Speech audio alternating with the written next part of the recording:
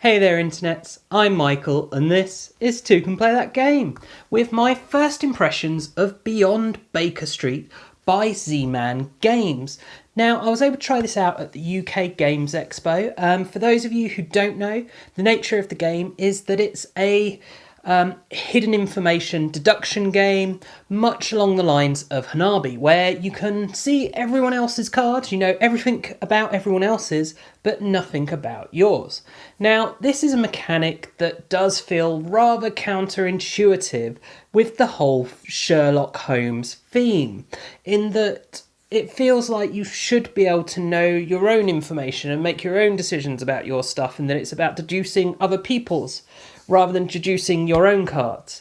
So that feels like the theme doesn't quite mesh. Obviously, deduction and Sherlock Holmes goes very nicely together, but it just doesn't feel like it quite works here.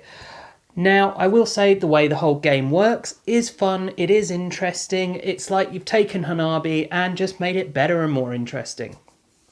So the way the game works is, as I say, you can see everyone else's cards. You'll have 3 cards on your turn. The choices of things that you can do: you can play a card down trying to solve one of the 3 mysteries that's presented. You've solved that mystery by playing the right number of the right suit. So you'll have a number for your clue that you need to solve, which could be, say, 11 of blue. And you'll have cards ranged in the numbers of, I think it was 1 to 5. And there's only 1 of each card. And you have to make the correct number.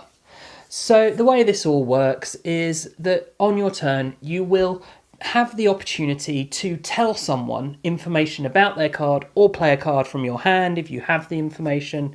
And you can either play it onto the clue in order to solve that clue, or you can kind of play it into this discard area, because you need to have this discard area with a certain number. However, if you go bust over that number, you lose the game. And at the same time, you have this Sherlock Holmes kind of track that represents how many clues you can give.